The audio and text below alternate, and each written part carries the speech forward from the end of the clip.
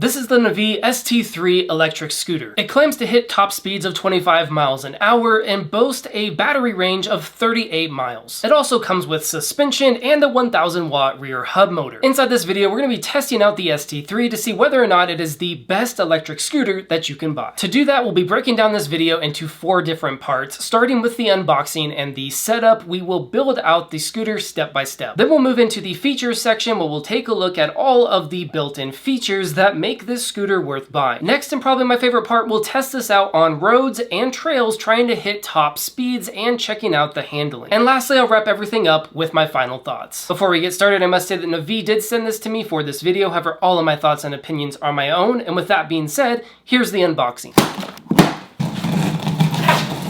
Everything seems to be well packaged. At the top here, we have our tools and our charger. We'll just remove all this styrofoam, and there is the ST3. This is what it looks like outside of the box. As far as physical setup goes, we only have 4 screws that we have to install into the handlebar. Once you install the handlebar to the stem using the included Allen wrench, the only other setup that you have to do is pairing it to the app. Then we can use the step-by-step instructions to link our scooter. First thing we do is power on the scooter, and then you'll notice that the Bluetooth sign is flashing. The app automatically links to the scooter and starts you off with a riding guide. And that's basically the setup. As far as features go, the ST3 is feature packed. Starting at the bottom, we have airless tires that have some decent tread on them, clamping arm suspension on both the front tire and the rear tire, meaning we have a full suspension model here, a fairly bright integrated tail light, a plastic rear fender, a stem that folds down using a clamp. Then moving on to the other side, we have our disc brake, our kickstand located at the front of the scooter, and our charging port here underneath the rubber dust cover. And then as we work our way up, we have our locking system here at the top, a fairly bright integrated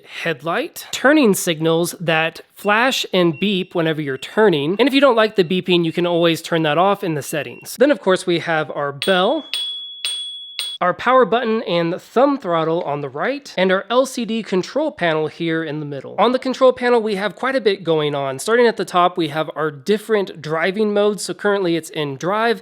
All you have to do is just press on the power button twice to change it. So that's going to be sport mode, that's going to be walking mode, and then we're back into drive. Below that is our speedometer in big numbers. And then we have our battery indicator in increments of 20%. So currently we're right around 80%. Below that, we have our Bluetooth sign and our anti-slip sign. So currently anti-slip is turned on. And if I highlight one of the turning signals, you'll notice that we also have a turning signal indicator. And if you press on the power button once, it will turn on the headlight and the tail light. We'll also see the light indicator here at the bottom. This scooter comes preset at 20 miles an hour, but we can bump up the top speed to 25 miles an hour. In order to do that, you hold the brake lever and press on the power button for 7 seconds. This will take you into the settings, which will show miles per hour, and you can change this to kilometers if you would like to by pressing on the power button.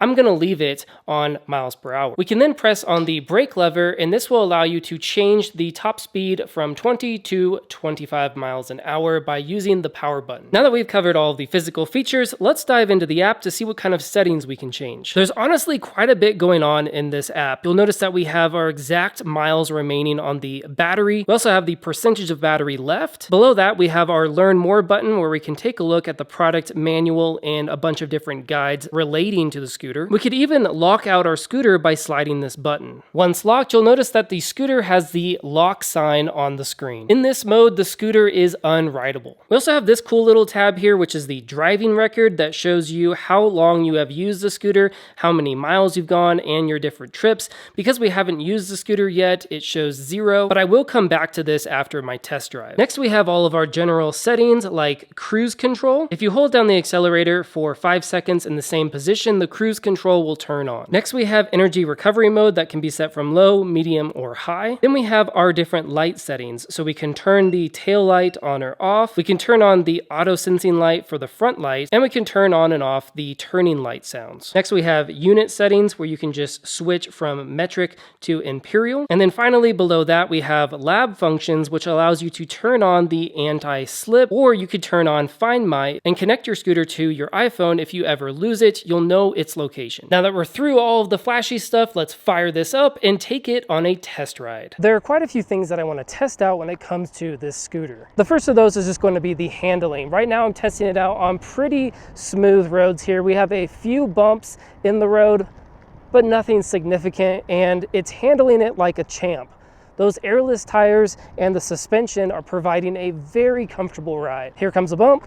Yep, and I barely felt that because of the suspension on both of the wheels. The maneuvering is pretty good. The handlebars are a little bit touchy when you turn left and right, just because of those smaller tires, but that's to be expected on a scooter this size. This is the part of the trails around my house that is a little bit bumpy, and right now it's handling it okay. I mean, these tires definitely aren't gonna be made to go over grass like this, but for the most part, that was pretty smooth. The tires weren't slipping or anything like that, so I'm pretty impressed. We have another stretch here of pretty rough ground. Let's go ahead and take it, see how it handles. So as you can tell from my voice, going over this sand is a little bit bumpy, but for the most part, it's actually crushing these trails and doing a lot better than I expected it to.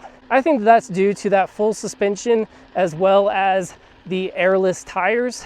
Of course, they really don't have off-roading tread, but for what they are, I would definitely trust these tires on packed dirt trails like this. You're not gonna have to worry about slipping or anything like that. And in my opinion, this is a lot better than I expected it would be on trails like this. So as far as handling goes, the ST3 by Navee is excellent. This scooter comes with 3 different driving modes. We'll start it off in walking mode just to see how it functions. So if I start walking the scooter, and then press down on the throttle, you can hear the motor. We're definitely getting a little bit of help, and it sticks right around 3 to 4 miles an hour. And if you heard that beep, that is the cruise control that turns on. So right now the scooter will just kind of drive by itself at 3 miles an hour. Our next mode is going to be drive, and that's really the standard mode to use on this scooter. And that's what Navee recommends starting out with if you're new to scooters. In order to get the scooter going, you're going to have to pump with your foot a few times. And then once you hit about 2 to 3 miles an hour, you can press down on the throttle and the scooter will start to move. Now that we are in drive, let's go ahead and see what the max speed is for this level. And it looks like it tops out right at 12 miles an hour if you stay in the standard drive mode. And now I'm in cruise control, so I don't have to press down on the thumb throttle, and I stay at 12 miles an hour. Whenever you want to exit cruise control, all you have to do is just pump the brakes and the motor will stop. Personally, I really do like this drive mode, especially if you don't need to go fast and you're just cruising in and out of streets, maybe on some sidewalks, and you want to keep it under a certain amount of speed, then drive is definitely recommended. Our last mode here that we have to test is sport mode. So all you have to do is just double click on the power button to change the modes. Now we are in sport mode, so I'll go ahead, I'll get the scooter going about 2 to 3 miles an hour, and we can turn on the throttle. Sport mode unlocks the top speed for the scooter, so you can go much faster than that 12 miles an hour that we were hitting with drive. So if I just press down on the throttle here,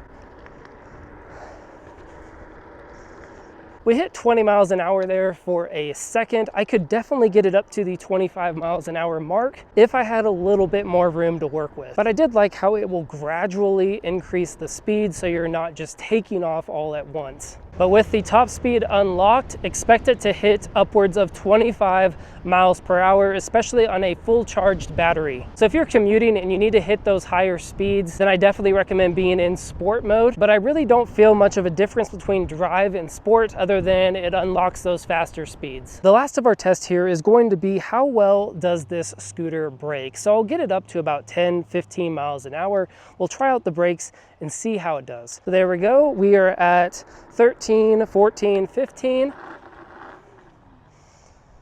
And honestly, that was a pretty smooth braking experience. It took roughly 10 feet to come to a complete stop traveling at 15 miles an hour, but the brakes really do kick in immediately. They're not too touchy and they're not too squishy. They're right there in the middle, providing a very comfortable and smooth stopping experience. Immediately after riding, we got these results. It says that we have 34 miles left on the range and we used up 10% of the battery. I ended up taking it out on 2 different trips and it totaled 2.2 miles. miles. And we had an average speed of 8 on one of those trips and an average speed of 7 on the other. After all, our scooter says we still have 34 miles of range, so I would say that you can expect closer to that 37-mile range, especially if you travel at lower speeds, staying under 10 miles an hour. But for the most part, I'm really impressed with the range and battery of this scooter. When it comes down to it, this is a very capable and premium electric scooter. It can reach speeds up to 24.9 miles per hour, and you can expect it to get over 30 miles of range off of the battery, especially if you travel in the lower speeds. Not to mention there was a bunch of other features that caught my eye, like the full suspension, the app capabilities, the airless tires, as well as all of the integrated lights like the turn signals, the headlight, and the tail light. I can honestly recommend a scooter like this if you're looking for a higher end premium electric scooter with a bunch of features. With the easy to use locking system, it's also ultra portable, so you could easily throw it in the trunk of your car. I'm super happy with the Navee ST3, and I personally recommend buying it. Thank you so much for watching this video review, and I hope